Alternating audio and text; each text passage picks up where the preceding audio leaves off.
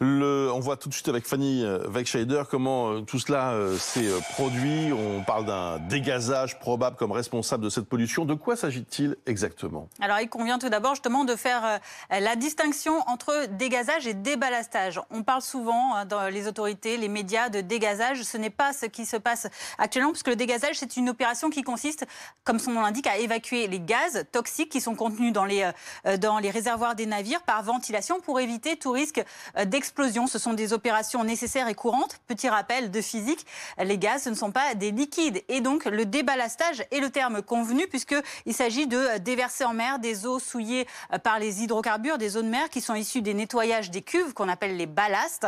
Et ces rejets d'eau en mer, eh bien, ils s'effectuent de manière à optimiser habituellement la navigation, soit pour rééquilibrer le poids du navire sur l'eau, soit pour lui permettre de s'enfoncer plus dans l'eau pour que son hélice soit immergée.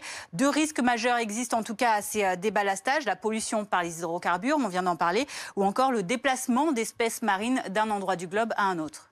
Où et à quelle ampleur sont réalisées ces pollutions ? Alors, les derniers chiffres officiels émanent du ministère de la Transition écologique et ils datent de 2019. Dans ce bilan, on peut voir une augmentation du nombre de pollutions confirmées, dit-on, 159 en 2019. C'est 23% de plus que l'année précédente.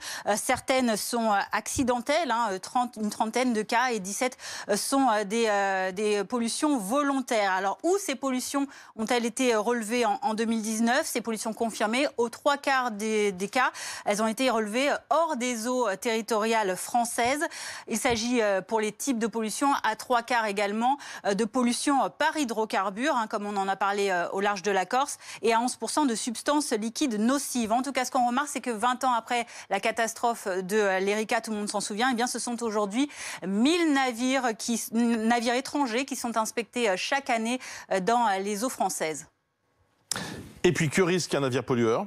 Alors là, c'est des sanctions qui sont régies par l'article 218 du Code de l'environnement et il est écrit que la pollution volontaire, par exemple, en milieu maritime, est passible de peines d'emprisonnement qui peuvent aller jusqu'à 7 ans de prison et d'amende allant de 50 000 € à 10,5 millions d'euros selon l'importance du navire, sa taille également.